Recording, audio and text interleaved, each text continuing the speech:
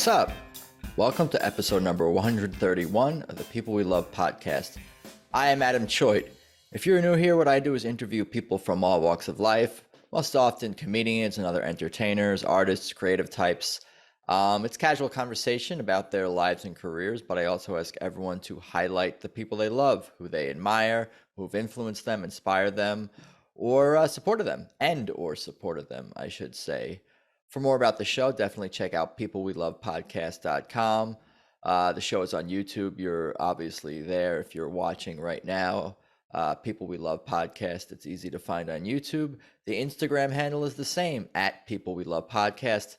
And I am on Instagram and Twitter too, Adam Choate, at Adam Choate if you want to follow me. And definitely please be sure to subscribe on whatever platform you listen to podcasts on. That's definitely appreciated, as are 5-star positive reviews on iTunes as well. I have another podcast all about the 12-piece blues rock soul powerhouse band Tedeschi Trucks band. I'm not going to talk too much about that right now, but if you want to look into that and support my other show, that's at Tedeschi Trucks Podcast on Instagram, TEDESCHI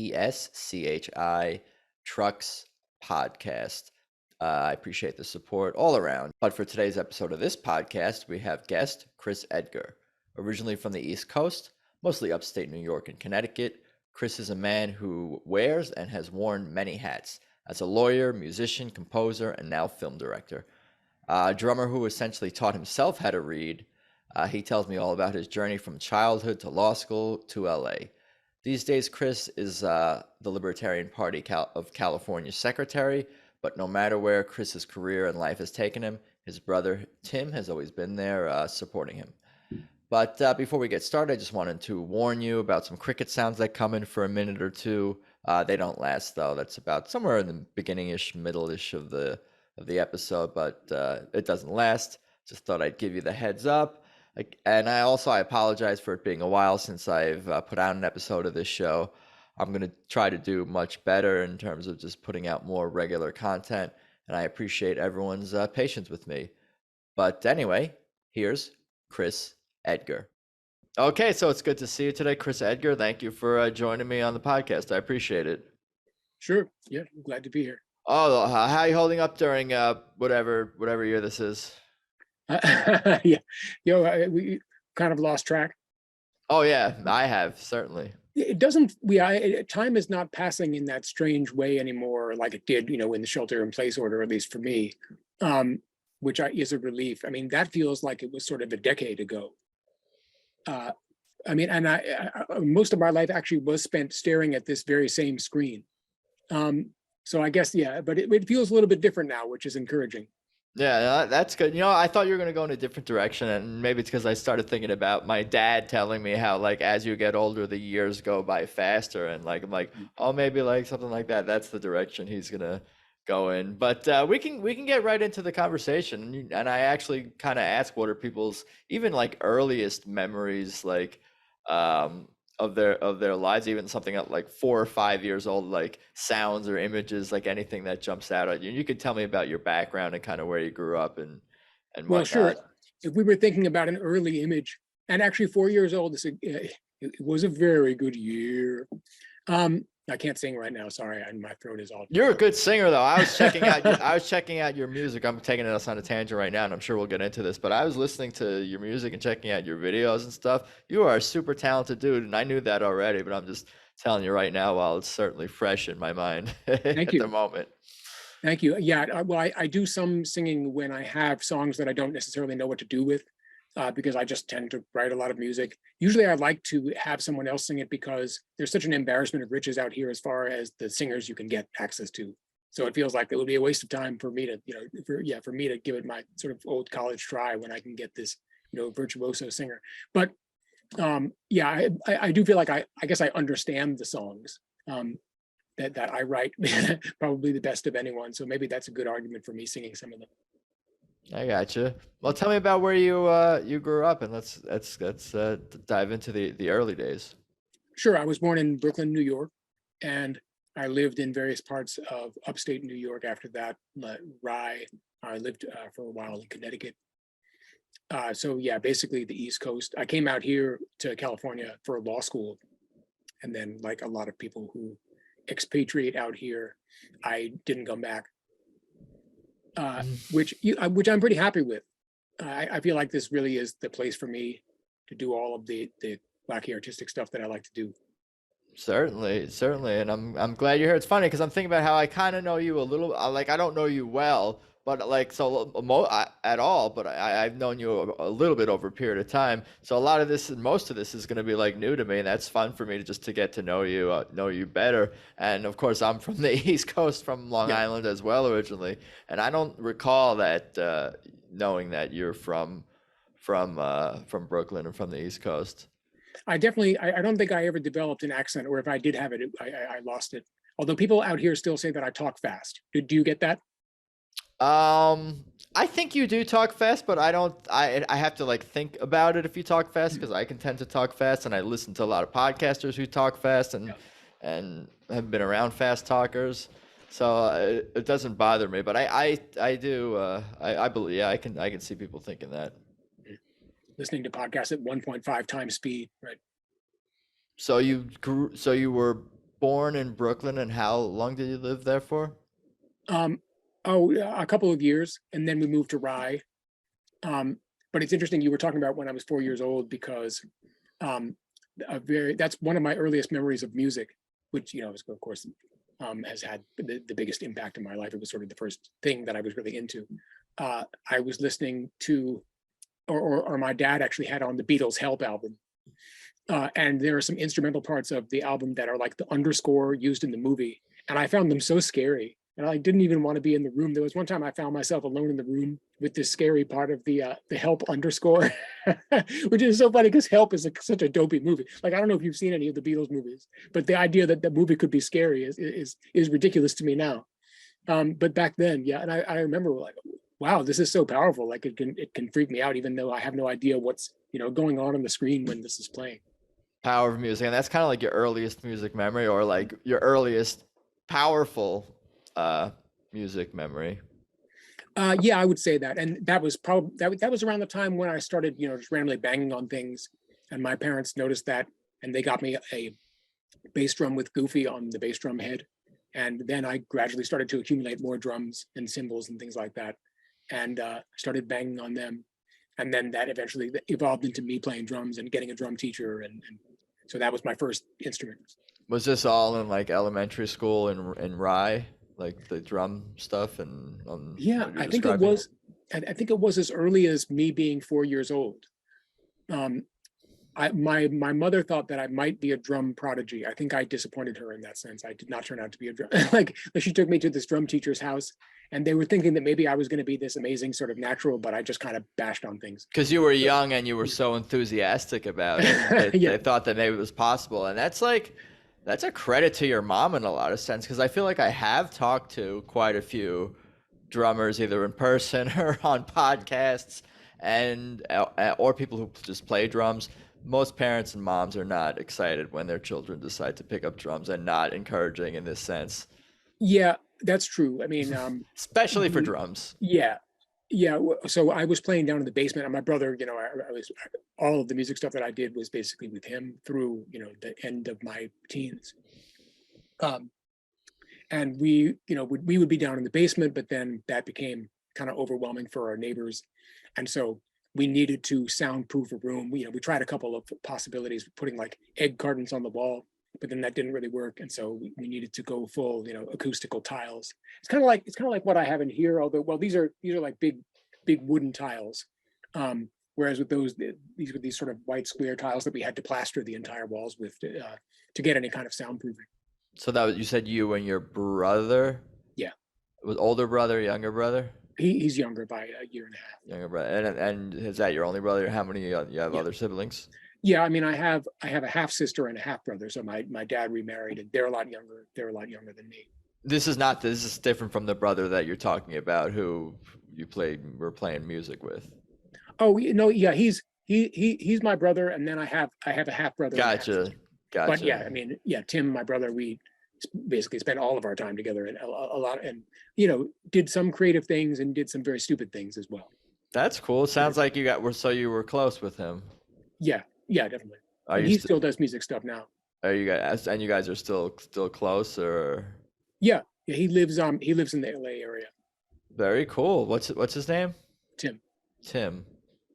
Very cool. Yeah, good that to have family, close by in SoCal Yeah. for sure. What kind of student were you even in like elementary school? And what kind of kid were you beyond just hitting things and starting to play drums? What else were you into and what were you like then? Yeah, I did occasionally communicate in ways beyond hitting things. I well, I really liked to read, and I was kind of solitary in that way. Uh, I didn't like being taught how to read in school. I certainly remember that. In fact, that was one of the reasons why I left one school. I convinced my parents to take me out of it because I didn't like the fact that they were trying to teach me how to read when I had already kind of taught myself to read, and I was just impatient with the whole thing. Um, which, yeah, it's amazing. I don't know whether it was like it's so interesting thinking back on moments like that. It was like a spontaneous experience where I suddenly thought I could read, or suddenly understood that I could. Like I had just been staring at the words on the page for a long time and not understanding them, and then suddenly understanding dawned on me. And maybe that's just the way that the brain works when it's developing really fast at that age. Um, I feel like right now I don't have those kind of experiences where I suddenly understand something. Yeah. I think you're smart. I think that might have been what it is. You just picked up things quickly and like sometimes like you had a talent for reading is kind of almost like what it sounds like. A musician can like pick up an instrument and get good at it fast. No one or be even like decent at it right away. Like there's something to be said for talent for sure. And it's interesting for me to hear you talk about like not wanting to learn how to read from the teachers. Is that what you said at the school? Because you were kind of you were ahead of where they were teaching, or you just didn't like the methods or approach, or it didn't work for you. You just didn't want them to like. What was it that kind of pushed you in that direction? Yeah, I mean, I was thinking I already knew how to do it because I had just spent a long time, just staring at pages and figured it out myself. And so I didn't like being taught how to do it again. And I've never been, much of a joiner, I suppose, or much of a rule follower. Yeah, all the pieces are starting to come together. That's what I was Yeah, saying. Just I'm seeing how the because I know more about the present you than the past you. So now it's all the pieces are starting to come together, or at least some of them, in terms yeah. of what makes you you today.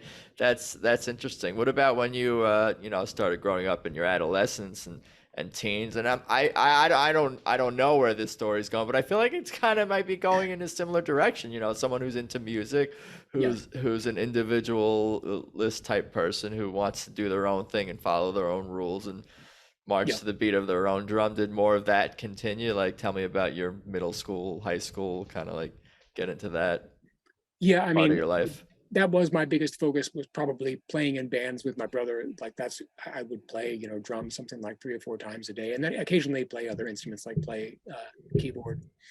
Um, but that was really what I wanted to do with my life. And then eventually I think I did, succumb to pressure to some extent. Like just the people around me telling me that, well, there's no way that you're going to be able to do this for a living. And so that's when I decided I needed to go to law school. Or, well, I guess I went to college and then went to law school and then went through this very long stint in higher education, which to me, looking back on it, I feel like I could have been, writing scripts or music during that time. Yeah, Uh, people so are always maybe, so encouraging. yeah. Uh, I guess it did give me some skills because now, yeah, I still do practice law. I mean, I basically do it here in my house. I don't do it at a big law firm like I used to. So I guess if I must do it, if you must practice law, then doing it in the circumstances that I'm in, I think is the best way to do it.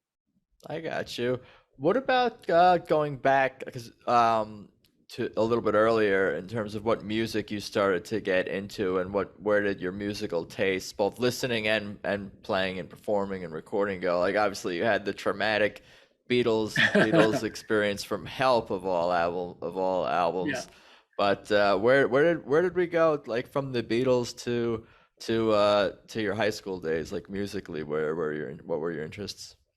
Well, I think as an early teenager, or even earlier than that, maybe when I was 11 or 12, that's when. So heavy metal I was definitely into, and progressive rock, uh, like Rush and Yes and early Genesis. Uh, I couldn't, yeah, something like Genesis, Foxtrot. When I first heard that album, I think I was 13 or 14. And that was not like anything that I had ever heard. I couldn't believe that someone had written all these songs. Uh, so that was almost as fascinating of an experience that I had had with the Beatles and the Help album. Interesting. Describe that. I'm not super duper familiar with. I know, of course, about progressive rock and of the genre, but what was it about that particular album more so that was so intriguing? Just musically daring in terms of just like a lot of sudden changes and things like that that are full of surprises. Is that what it is about progressive rock and this Genesis album? Well, I mean, Rush is kind of like that might describe Rush best in the sense that there are a lot of unusual time signatures and so on. Whereas with Genesis, it was hard for me to place what their influences were. I mean, with Rush, it's like, yeah, they kind of came out of Led Zeppelin. Led Zeppelin did some experimentation with odd time signatures. Rush brought in more complexity, almost doing with progressive rock what George Martin had done with the Beatles, like bringing really lush orchestral arrangements into the music. Whereas with Genesis, and I would say Yes, from the early 70s, they took a sort of classical music inspired approach, I would say, where they would take one particular theme and they would do multiple variations on the theme, which normally you would expect from somebody like Beethoven, but you wouldn't necessarily expect from a rock band. Instead, with a rock band, you get kind of a verse that has a melody, and then you have a chorus that has a different melody. You wouldn't hear, the same melody being done in different keys or in different time signatures in the way that Yes would do it. So yeah, Genesis, Foxtrot, and Yes, close to the edge, I would say. I didn't realize that music could be done that way, and it still amazes me. And just the amount of work, I guess I like attention to detail in music as well. And the amount of sort of meticulous work that it must have taken to write those pieces is amazing to me. Very cool, very cool. And in high school, you started to get into. You were telling me before we started recording, Dio, Ronnie James Yeah. Dio's music. When did that all come about in your life? Yeah, well, that was part of the sort of metal phase that I was in when I was 12 or 13, and I guess has continued since then for a long time. The reason I was thinking about Dio is that it's Dreamers Never Die, I think is the name of the documentary that's just about to come out. And a few years ago, I had this idea for a rock opera called Danny and the Darkness, which we did it. This was right before COVID, basically. We did a staged reading of it with this musical theater production company that I've worked with in the past. And we sort of shot these proof of concept videos of people performing some of the songs. But basically, the idea is that, like Dio, who died of cancer, I was thinking about sort of an older heavy metal star who is confronted with his mortality in this way, and he goes on this inner journey, whether as a result of when he's having surgery, essentially, like it's an effect of the anesthesia, where he meets his antibodies. Essentially, he meets the parts of his body that are fighting the disease, and they're represented in this dream landscape by knights, and then the cancer or the disease is represented by the dark ones, these sort of demonic figure. And he becomes able to, in this sort of Game of Thrones or Lord of the Rings inspired world, to interact with these sort of defense systems in his own body. And that kind of inspires him because he sees that his body is always fighting for him in some way. Wow. Even if he doesn't give a shit, about what's going on. Wow, that's interesting to think about that. Like, we don't appreciate our bodies in that sense, like, or think of them in that sense much. At least I feel like I don't, at least not in those terms exactly. I'm gonna be thinking about that later tonight as I'm trying to fall asleep. But like, my body is working for me. That's good. Good work, body. Right, and maybe that has some sort of positive or creates some sort of positive mental feedback loop if you're congratulating your body for its great work in fighting off disease. I'm sure there are these sort of mind-body connection sort of doctors who would might endorse that idea. So this rock opera was inspired by someone who inspired you when you were basically 12, 13 years Yeah. old, and this music kind of like stuck with you throughout. This is random question, but I feel like for me, I almost never really start disliking any music that I've ever liked in my whole life. I kind of always come back to everything, or at least don't stop. If it's playing, oh, that's cool. I remember that song. But like, I feel like people like are petty and like, oh, I don't listen to so and so artist, or oh, that song's not cool anymore. I don't like. Do you? I mean, I'm sure everyone goes through phases and evolves with their music tastes and artistic tastes. But do you dislike things you used to like, or are you like, oh my God, how could I like that?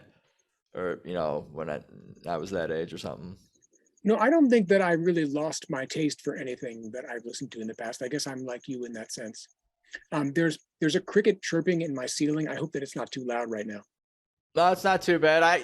It's funny because I don't know if it was going on for the last like 30 minutes, and I just didn't notice it until this very second you mentioned it. Has the cricket been going on the whole time? No, it just started a moment ago. It talks when you're talking, actually. What is that all about? Is that some kind of like? It wants to get in on the conversation.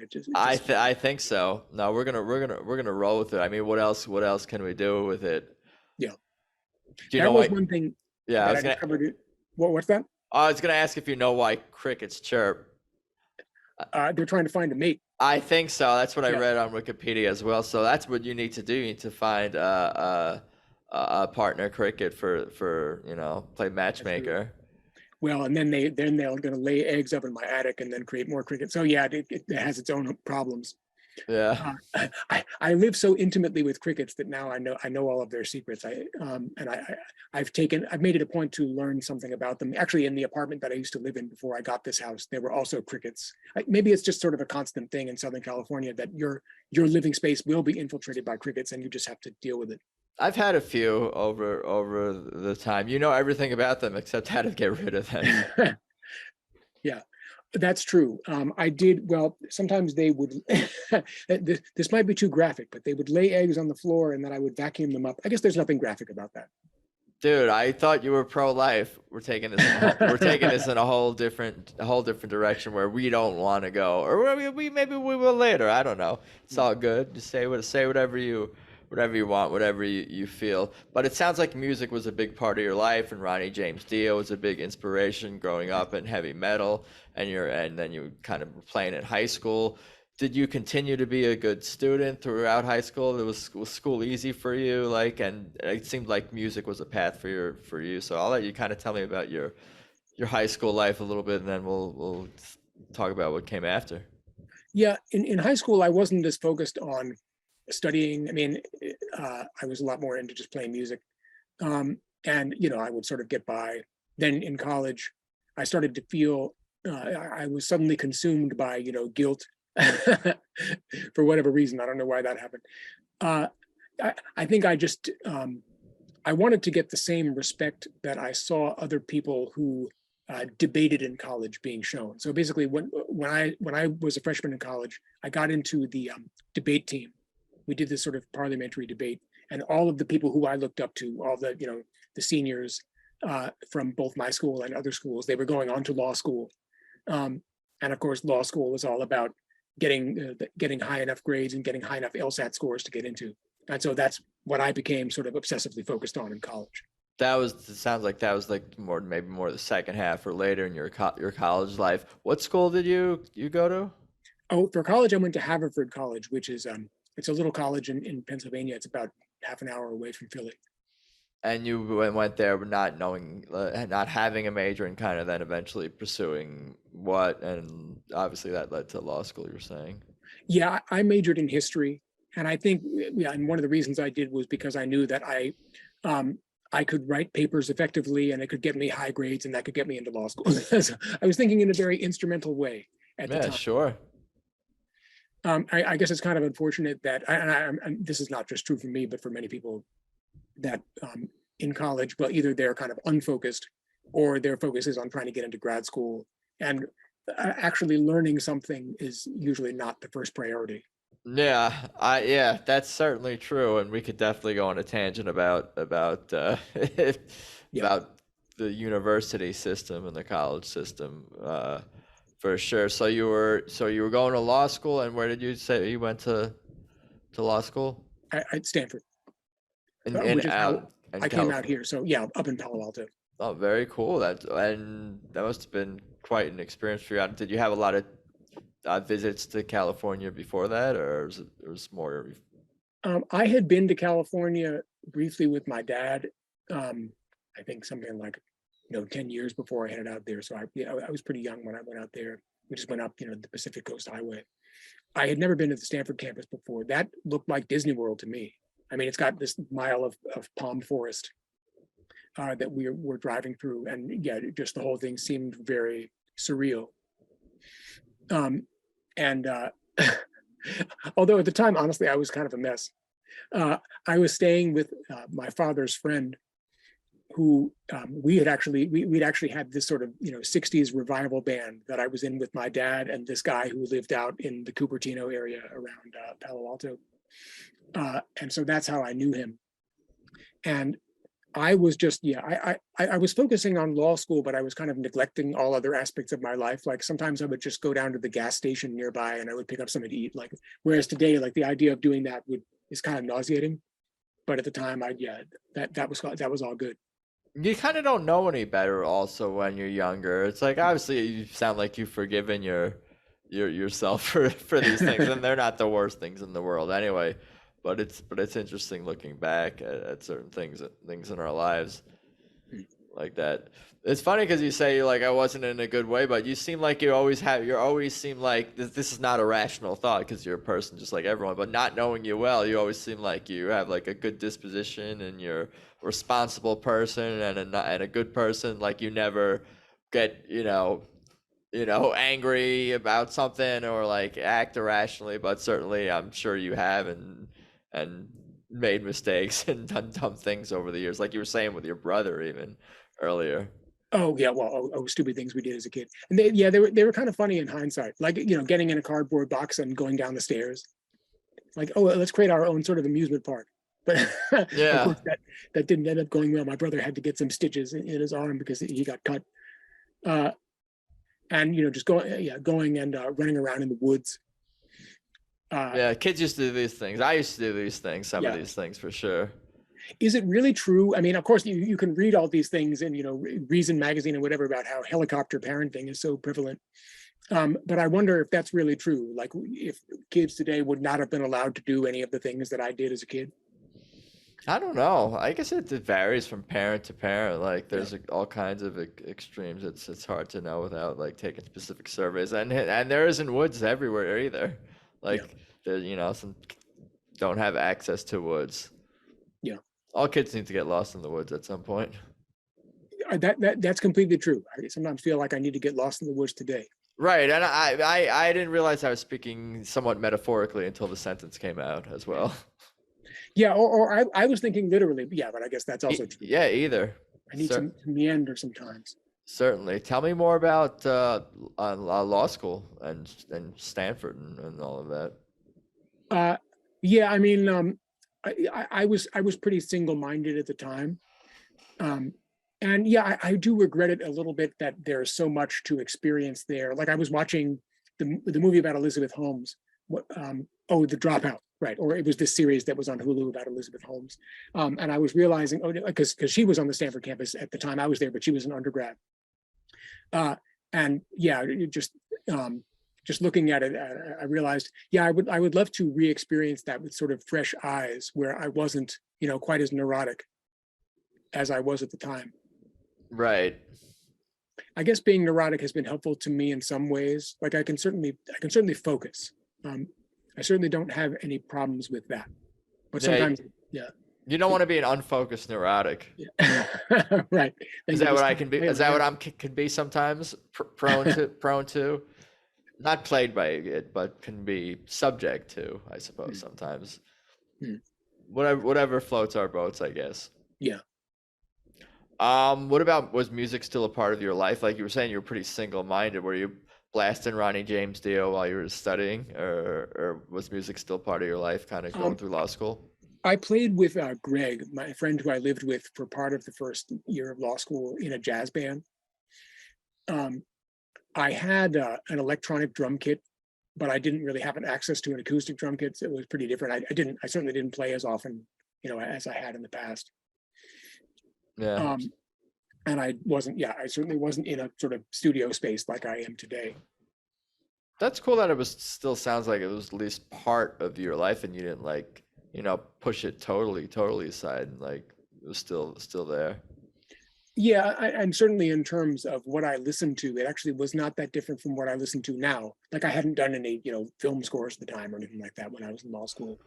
But I was listening to a lot of film score, listening to a lot of Basil Polydorus and Jerry Goldsmith, and the same composers who I still really look up to, and and always have playing today.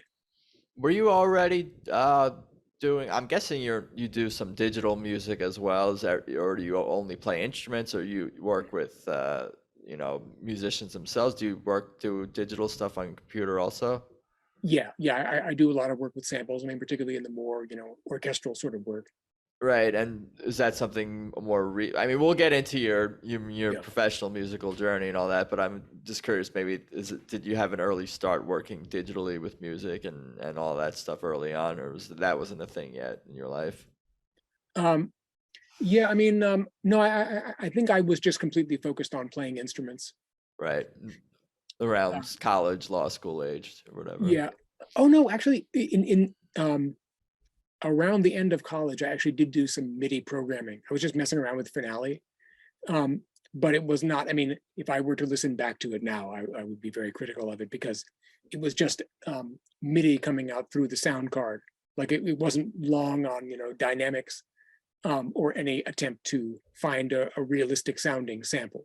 But I guess those were kind of there were, more technological limitations at that time. Today, you can just, if you have a computer with enough capacity, like enough RAM, then you can basically have an orchestra that you've got pulled up right there in your DAW, your digital audio workstation, and you can play any instrument in the orchestra that you want, without having to constantly keep loading up more and more sample libraries.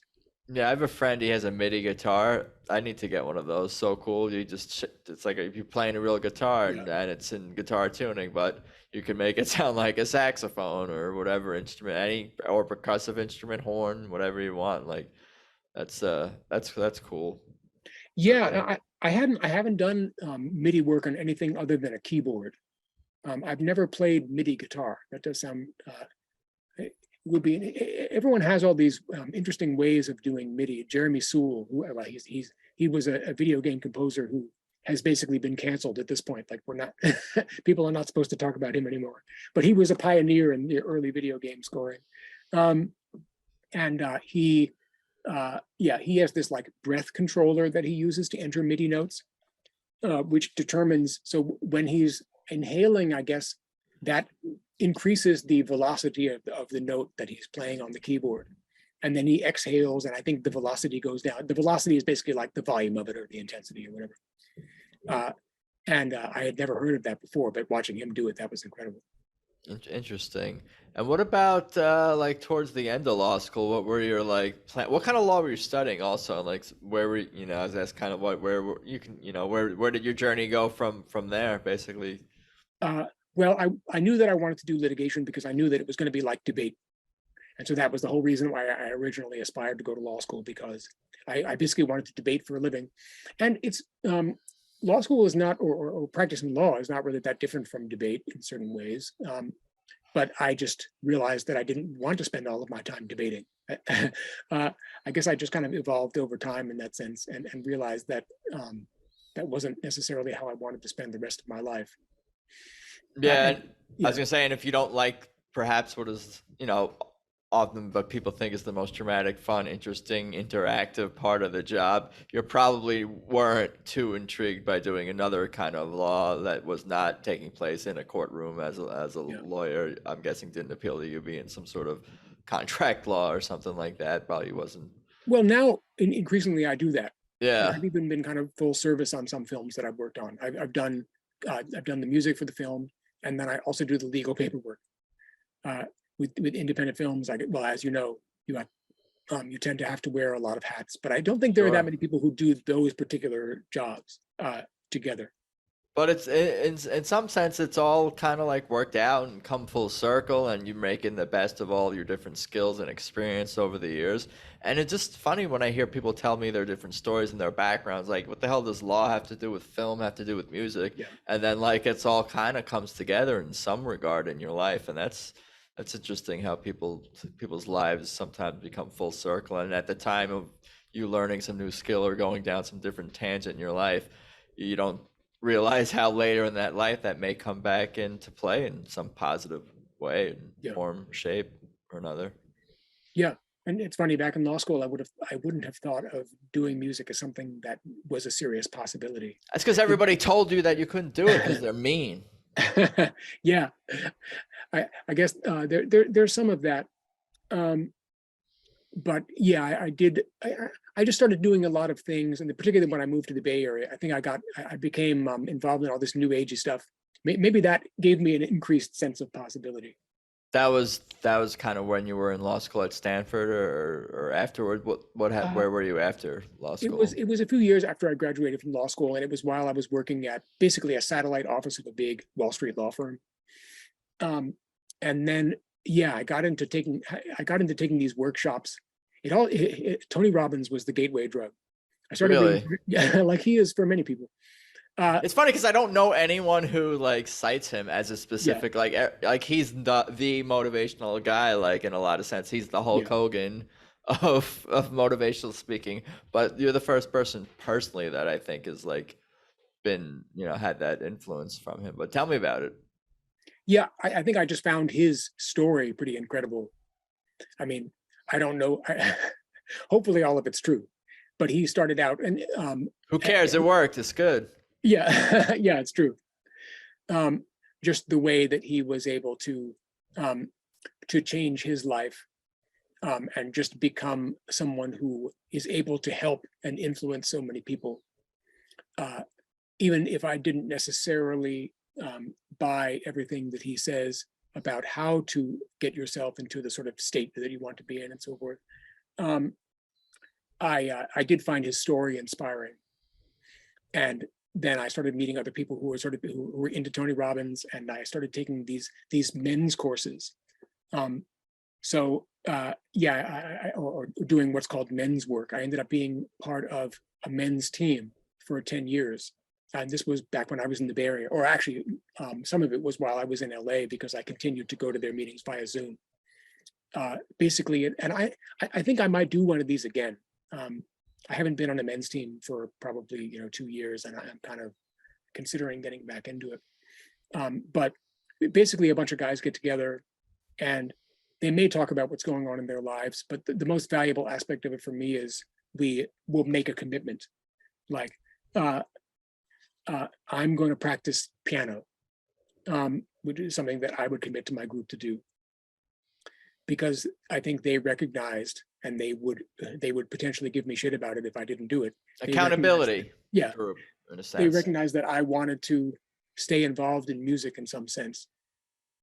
And being with a group of guys who genuinely want that sort of thing for you. I think that got me into just expanding the sense of possibility that was available to me in my life.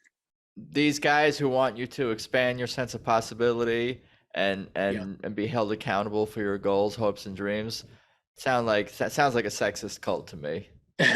Well, I mean, of course there are some people who say that about. Of course, that's why. Yeah. Like I would have friends and I would talk about that, and they would be like, well, what's the average, what's the race of all the guys, and what's the socioeconomic status? You better check all the boxes. If you don't check all the boxes, man, it's some sinister shit going on. Or encouraging you to play piano. That sounds pretty sinister if you ask me. Some dark stuff going on. No, that's cool. I might recommend some other people that I other people.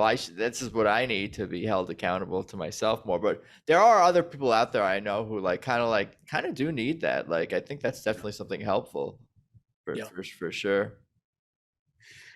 I think, yeah, I mean, I would say every man, if they haven't experienced that sort of thing, and I would suggest at least going to a men's team.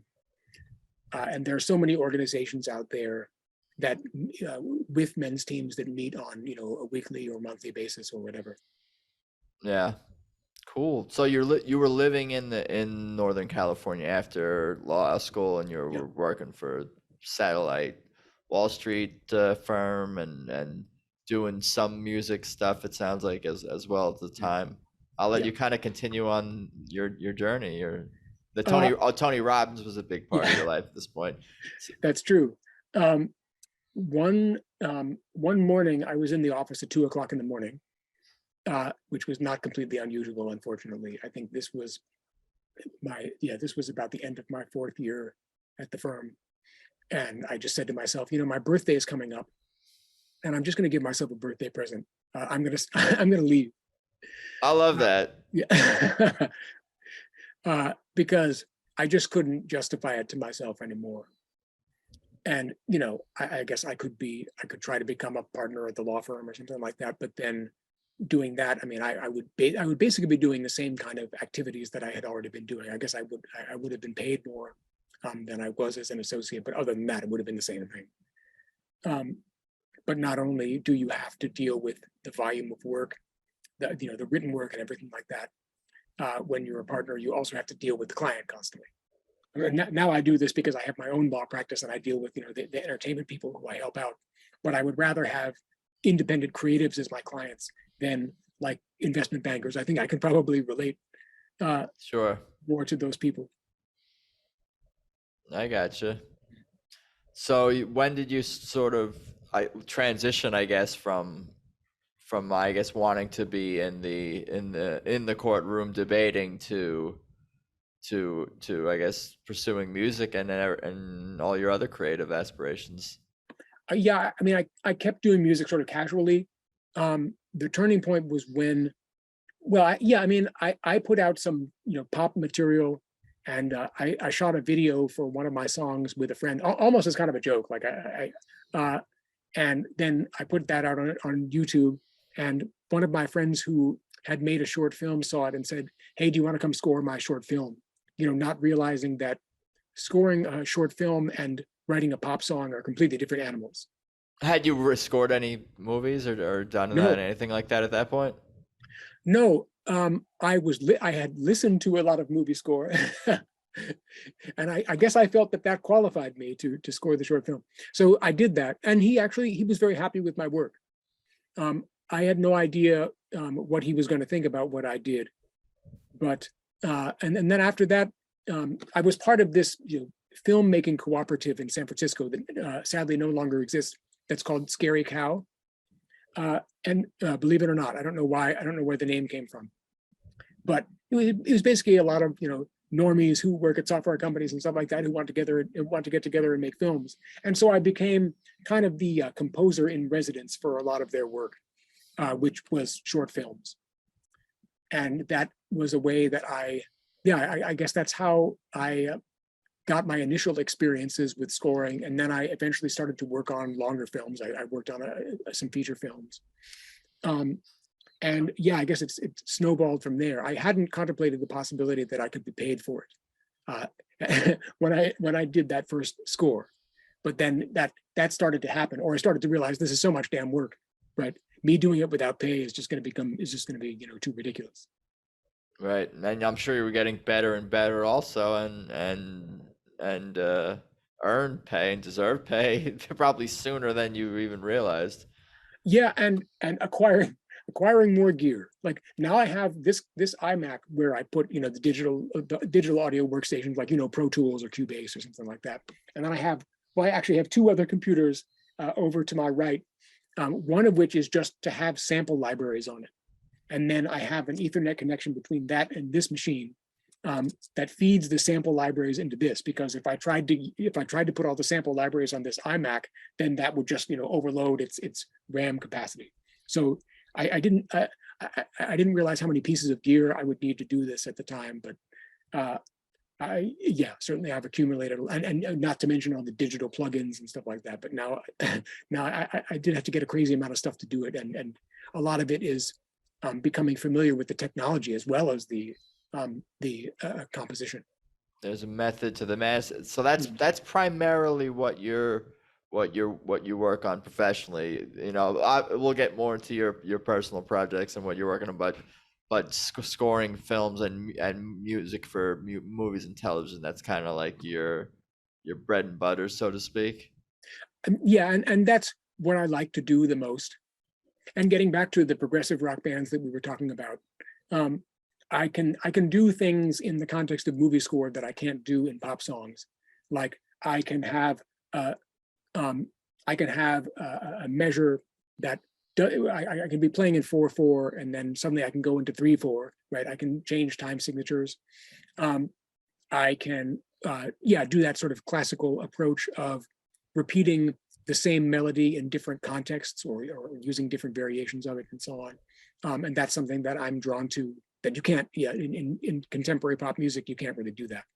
That's cool. That sounds like it's like, because of course you do popular music as well, and play and listen to that. So it's like you got a good balance in terms of, especially the output and the creative juices to get out there into the universe with like the classical scoring, prog rocky stuff, even to some degree, and then the more pop stuff.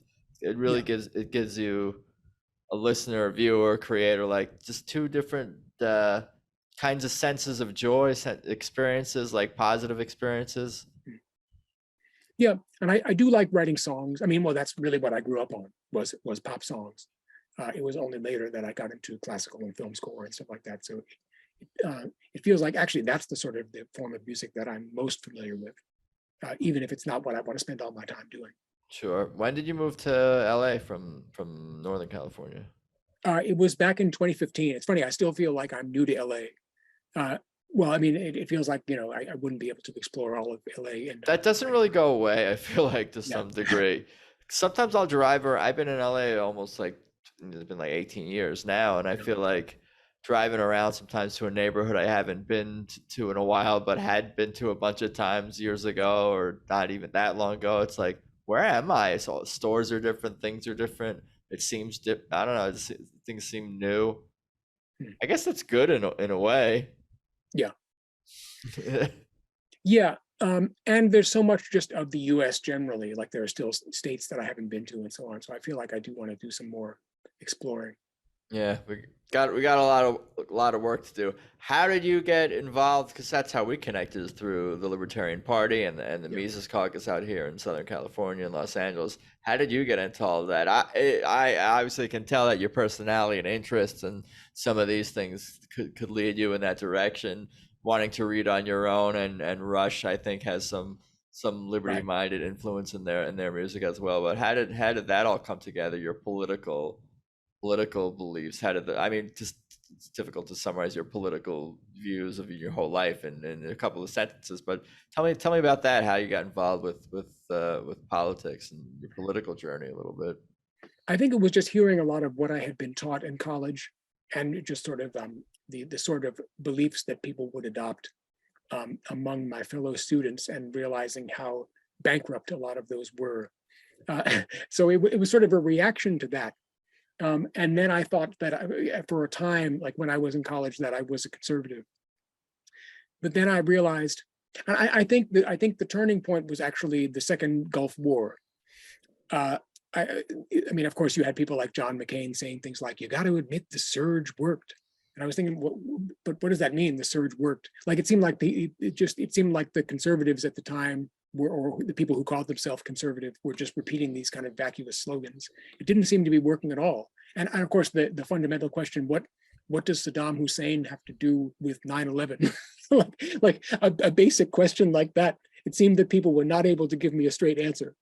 And when there's a situation like that, I can't really handle it. I can't just go along with what people are saying in that situation, unless they can answer my very basic questions. And in that case, they could not. And obviously there have been some things recently where there have been some very basic questions that people have been unable to answer as well. That, well, I mean, and that drove me even further into the kind of involvement in the LP that I have now. I've been a member of the national LP since the early 2000s, but I became really involved at the state level in 2000. Yeah. Or not, I'm sorry, not 2000, 2020 is what I meant. Yeah. It sounds like just like observing the world and paying some attention to it and being Yeah. honest with yourself about what you're seeing in reality just kind of pushed you towards just as someone who wants more freedom and liberty in the world. Yeah. And that could have manifested itself in any number of ways in your life, and you happen to choose, being involved in the Libertarian Party. But like, yeah, I follow your journey and where you're going. It's funny because that, not funny, but like that is kind of one of my regrets in my life, is like not being as politically active or aware, in my late teens, early 20s. And I tried to always kind of have a general idea of what's going on in the world. I didn't really identify as like a left-wing or a right-wing person. I guess I didn't even fully maybe even know what those terms meant at the time, but I should have been against the war. Like I do remember like, oh, well, I guess if Saddam is a bad guy, we need to do XYZ if he's bad and he's got weapons. But I remember not really paying that close attention. We're selfish, just I don't know, just immature worldview among other things, like at that age, like. Yeah, and I think you're a little bit younger than me. Right. But so maybe, I don't know, you were like a teenager at like in 9/11 or earlier than I that? was in college. I was a sophomore in college. Yeah. Yeah, and I remember some like people being anti-war, but it wasn't like I don't remember it being like a huge thing. I remember just being like a faction, and I don't remember like it being, obviously now we're so polarized and everyone's fighting, but I don't remember like a lot of like intense debate between people who were pro-war and people who are anti-war. It's more like just some people were anti-war and they maybe had a few signs in their group Yeah. or whatever, and everyone else was just like, "What's for lunch today?" and Yeah. kind of thing. I guess that was more me at that time. Yeah, I think that well, in college, I was very focused on myself in the sense that I wanted to get in. Yeah, I was focused on getting into law school and focused on debate and things of that nature. I only was, yeah, so I can relate to that in the sense that I would only be knowledgeable about politics because I thought that those subjects might come up in debate. Yeah, we all kind of have like our own like selfish interests in a sense when we're young. But that makes sense as you're trying to find your way in the world and establish yourself and in the world socially, professionally, and Yeah. academically, or whatever the case may be. Why don't you tell me more about like some more recent projects and what you're working on and whatnot? Sure. Yeah, right now I have a short film that I'm scoring, and actually this isn't my short film. This is somebody else's. So yeah, there's a music project that I'm doing for somebody else. There's also my film Power Day, which is about to make its film festival debut. It's going to be in Venice Beach. I love that film. I've seen it a couple of times now. I'm such a fan. Like Thank you. I'm excited to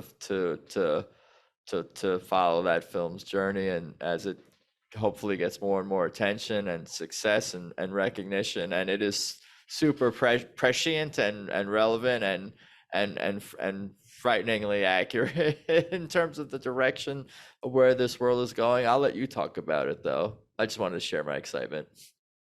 Sure. Well, it's a short film about a teenage girl who and her mother, who the government, as a result of some sort of radiation event, and maybe a nuclear war, have locked in their home. And the mother starts having some health problems, and the teenage daughter has to choose whether she's going to remove her mother from the house in violation of the government's orders in order to try to find some kind of help for her, or she's just going to stay. And that was something that I wrote, during May of 2020. And I was just very frustrated with the situation. And maybe it was a little bit on the nose. But I felt like I had to make some sort of statement about what was occurring at the time. And since there weren't as many music gigs coming my way because no one was making films, since it was illegal to make films at the time, at least in California, I felt like that would be the best outlet for me. No, it was super super well done, and congratulations on that for sure. Thank you. Yeah, and it was also my directorial debut, which was pretty cool. And I ended up directing it actually kind of by accident. Originally, my producing partner Jen was going to direct it, but then we had a disagreement about basically what the decor of the girls' room would look like. And she was like, "Okay, fine, you want you want to direct it? You know what her room should look like. You direct it."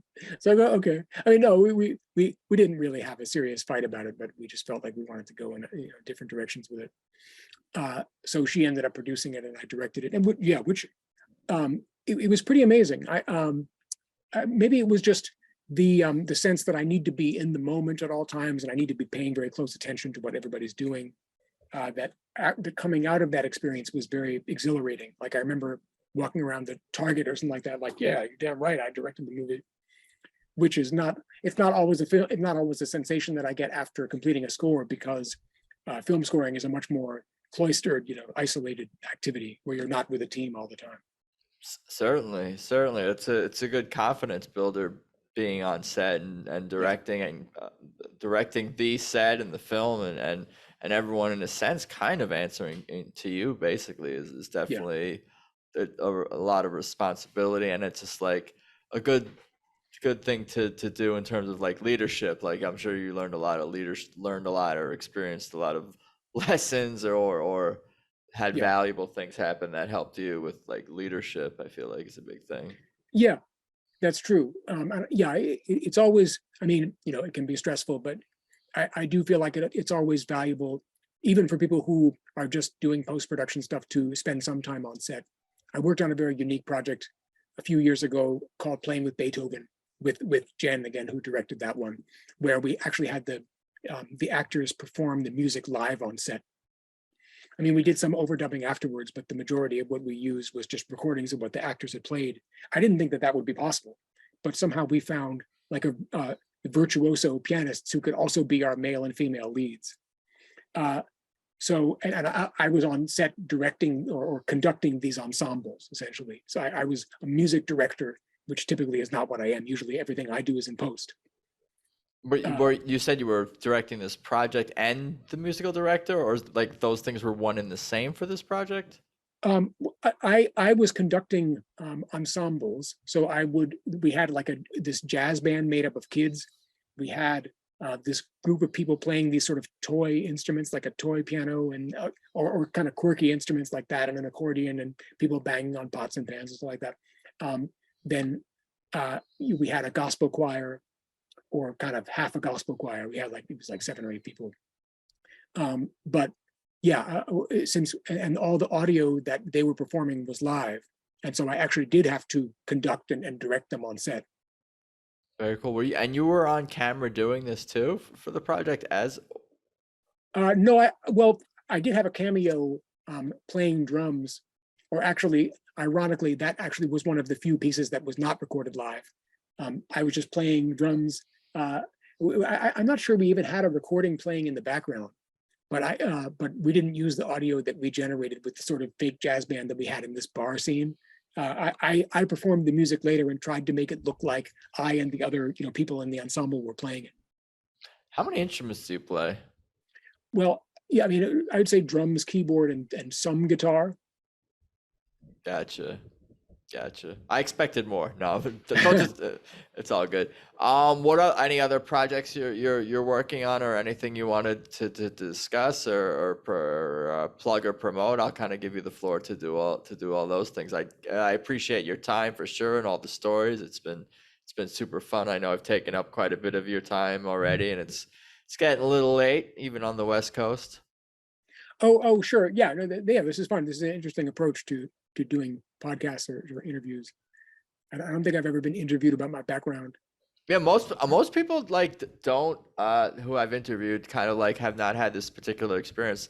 I feel like most people are going on a podcast to talk about current events or something very Yeah, specific, or it's more like just like a shooting the shit thing and joking around, whatever. Then that's all fun too. But I don't know, this is kind of the direction that I've gone in, and yeah, I enjoyed learning about other people's backgrounds and how they become who they become today, and professionally, personally, and what's who and what's kind of inspired mhm, them along the way. yeah. It's fun for me. Yeah, it's definitely unique. As far as as far as if people want to find out more about what I'm doing, yeah, I mean it's cedgarmusic.com is my website where I've got my own solo projects, and I've got samples of what I've done for a film score, uh, and yeah, some random photos. uh, so yes, that's probably the best place to learn about what I'm up to. And what about following you? All that stuff's on there as well. Well, any social media links or anything else where people can find and follow you if you wanted to share those, or just directing people to your website, that's good. That's good too. Yeah, I'm always at C Edgar Music. Gotcha. So Very cool. on all the platforms. Very cool. You know what I want to ask you? Because I've been meaning to ask people this. I want to ask all my guests this. This has nothing to do with people who've inspired them over the years or anything like that. But ghosts and aliens, any experiences, and what are your personal beliefs with those? You said ghosts, not goats, right? Ghosts and aliens. What are your personal experiences with those, and personal beliefs with those things? I don't think that I have any personal experience with ghosts and aliens, Okay. unless aliens built the pyramids in Egypt, which I have seen. I know that some people believe that that's what happened. Yeah. I would say the jury. I'll keep an open mind about it. I don't think I've evaluated the evidence of that. Sure. Fair enough. What about your belief? Just because you haven't had personal experiences, are ghosts real, and have aliens been here? Um, yeah, I think that I would need to think about that a little bit more carefully, and it might be a disappointing answer, but um, I mean, because I don't even know what sort of evidence would convince me that there were I aliens see. if I didn't. I'm talking to a lawyer. I forgot about that. If I did, I mean, yeah, I guess there are very obvious examples, like the sort of cigar-shaped objects that people claim to have seen in the sky Yeah. and so on. If I did see one of those, then yeah, I think I might be inclined to believe in aliens. And it seems like some government agencies have started to talk about aliens. Uh, it seems like maybe that information is going to be slowly rolled out, but Yeah. then you never know because there's so much distraction and so many deliberate attempts at misleading the public. Yeah. Since people have if they've come this far listening to this conversation, we can kind of say whatever we want at this point. So I think we're headed probably for alien UFO false flag. Is where we're headed in this world, the direction. The aliens are coming, so you have to like in your rule, you better stay in your house and not use electricity, because if you go out, the aliens are gonna do XYZ that are gonna harm us, but really they're just probably some like holograms projected into the sky or something. I don't know what. Who knows? There's going to be an alien lockdown. Right. I think so. I hope not. I want to be wrong. I'm Hmm. not afraid of the aliens though. But on that note, again, I appreciate your time and all the stories. It's been super fun to get to know you a little bit better. C Edgar Music, that's you. Yep. cedgarmusic.com. Check that out. Check out all of Chris Edgar's stuff. I'll let you enjoy the rest of your evening, and we'll talk soon. All right, that sounds good. Oh, you got it. Later. So there you have it, episode 131, and my episode with Chris Edgar. That was fun, and it was fun to get to know Chris a little better. What a seriously nice dude, so hardworking too. I really respect that. Plus, he's been abducted by aliens exactly 0 times so far that we know about. But anyway, for everything about this show, of course, head to peoplewelovepodcast.com, at peoplewelovepodcast on Instagram, at Adam Choid on Twitter, and Instagram is me. My other podcast is at Tedeschi Trucks Podcast, TEDESCHI Trucks Podcast. on Instagram is how you can follow that one. All the links for that show are in the link tree on that profile on Instagram. But I think that's about all I got for today. I appreciate you guys listening. Thank you as always, and let's talk soon. Peace.